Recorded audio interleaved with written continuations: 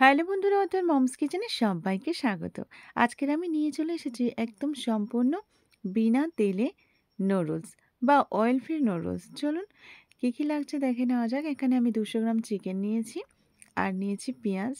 পেঁয়াজগুলো আমি ঠিক চৌকো শেপ দিয়ে দিয়েছি, যেরকমটা চিলি চিকেনে মানে দেয়া হয় সচরাচর। তো এরকম শেপ নিয়ে নিয়েছি। আর নিয়েছি গাজর।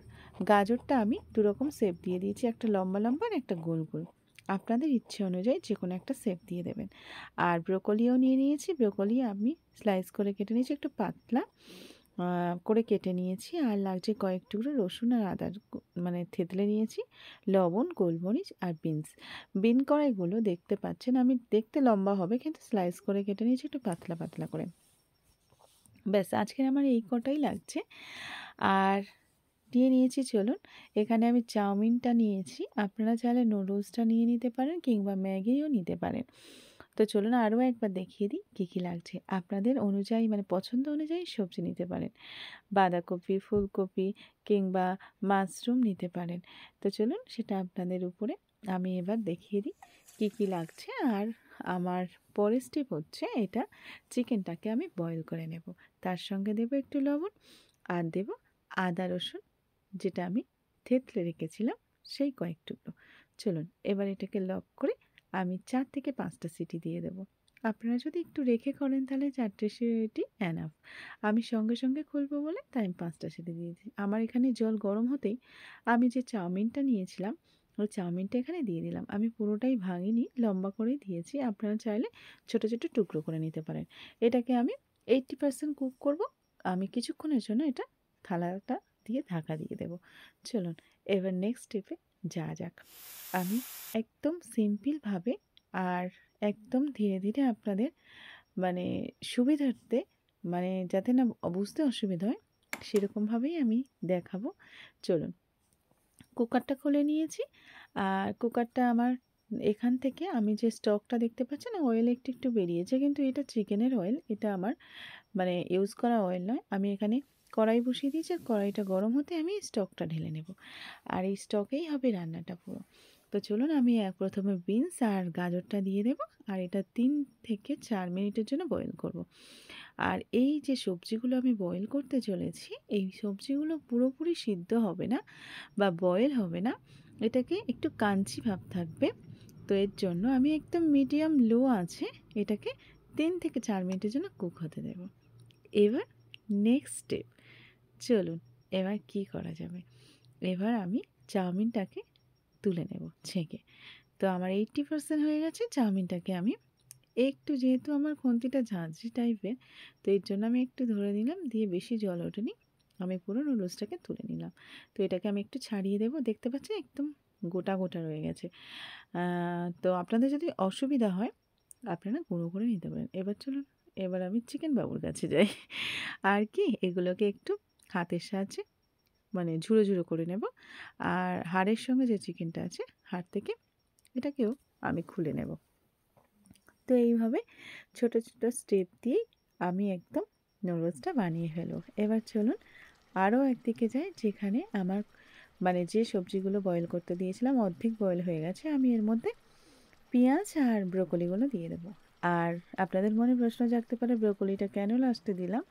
কারণ ব্রোকলির মধ্যে প্রচুর ক্যালসিয়াম, ভিটামিনস থাকে, যেগুলো হাই হিটে যদি বয়েল করি তাহলে এর মধ্যে যে গুণাবলীগুলো আছে সেগুলো থাকে না। তো আপনারা, আমি একটু লবণ দিয়ে দিচ্ছি। আপনারা অবশ্যই গুগল সার্চ করে দেখবেন ব্রোকলির মধ্যে কী কী আছে। তো আর অন্যান্য সবজির মধ্যে অবশ্যই আছে, প্রত্যেকটা সবজি প্রত্যেকটা ভিটামিনস মানে আমাদের দিয়ে উপকার করে। তো ব্রোকলি যেহেতু কালার, যাতে আর একটা দিকে খেয়াল রাখতে হবে কালার যাতে চেঞ্জ না হয়। যেহেতু এটা সুস্বাস্থ্যের জন্য বানাচ্ছি, আমাদের স্বাস্থ্যকর হিসাবে বানাচ্ছি, সেই কারণে এই দিকে আমাদের খেয়াল রাখতে হবে। আমি চিকেনগুলোও দিয়ে দিলাম। এরপরে চিকেনটাকে আমি মিক্সড করে নেব। তারপরে আমি নুডলসটা দিয়ে দেব। বন্ধুরা মনে নেই আমার, কথা বলতে বলতে গল্প করতে করতে অনেকখানি চলে এলাম, প্রায় শেষের পথে। আমার মানে 85% হয়ে গেছে। আমি নুডলসটা এবার দিয়ে দেব। তো কী কথা, অবশ্যই ভিডিওটা লাইক করবেন আর সাবস্ক্রাইব করবেন চ্যানেলটাতে। পাশে থাকা বেল আইকনটি কিন্তু অবশ্যই প্রেস করে রাখবেন, কারণ ভিডিও যদি নতুন কোনো ভিডিও আপলোড দিই তাহলে সবার আগে কিন্তু আপনার কাছে নোটিফিকেশান পৌঁছাবে। তো বন্ধুরা, আজকের আমি দেখতে তো পাচ্ছেন অবশ্যই নুডলসটা একদম অয়েল ফ্রি, আমি অয়েলই ইউজ করিনি। বিশ্বাস হচ্ছে তো? আর আমার টিনেজার বন্ধুদের জন্য, আর যারা ডায়েট করছেন বা যারা অসুস্থ আছেন বা যারা বিয়ের সিজনে ডায়েট করবে ভাবছেন, তারা অবশ্যই এরকম নুডলস নিতে পারেন। আমি একটু সামান্য লবণ দিয়ে দিলাম, যেহেতু চাউমিনে আমি লবণ দিইনি, আর স্টকেও লবণ আছে, সবজির সঙ্গেও দিয়েছি, সেরকম ভেবে আপনারা লবণ দেবেন। আর দিয়ে দিচ্ছি এটা ডার্ক সোয়া সস। আপনাদের কাছে যদি লাইট সোয়া সস থাকে অবশ্যই লাইট সোয়া সস ব্যবহার করবেন। আমার কাছে ছিল না, তাই ডার্ক সোয়া সসে একটু জল মিশিয়ে আমি ব্যবহার করলাম, কারণ কাঁচা চাউমিনের গন্ধটা এই সোয়া সসটা দিলে চলে যায়। তো বন্ধুরা, আমি আরও একবার মিক্স করে নেব। আর যে 20% বাকি ছিল চাউমিনটা আমার কুক হতে, আর এই যে স্টোর মধ্যে দিয়ে যেটা রেখে দিয়েছি, এটা আমার একদম 100% কুক হয়ে গেছে। এবার আমি গোলমরিচ ছড়িয়ে দেবো, দিয়ে আমি আরও একবার মিক্স করে দেব। আর বন্ধুরা, অবশ্যই ঘরে বানিয়ে খাবেন, আর কমেন্টস বক্সে অবশ্যই জানাবেন কেমন হয়েছে। আর যারা এই রকম হেলদি কোনো খাবার ইচ্ছুক দেখতে, অবশ্যই কমেন্টে জানাবেন। আমি হেলদি খাবার ফুডস বানানোর অবশ্যই আপনাদের ভিডিও আপলোড দেব। দেখতে পাচ্ছেন কতটা কালারফুল হয়েছে, খেতেও কিন্তু দারুণ হয়েছে। বন্ধুরা, অবশ্যই কমেন্টে জানান। ভালো থাকুন, আপনারা সুস্বাস্থ্যের অধিকার হন। আর তেল মশলা যত কম খাবেন অবশ্যই আমাদের লিভারের পক্ষে ভালো, শরীরের পক্ষে ভালো। তো আজকের মতো ভিডিওটা এই পর্যন্ত, আমি সার্ভ করে দেব। ভালো থাকুন, সুস্থ থাকুন এই কামনা করি বন্ধুরা।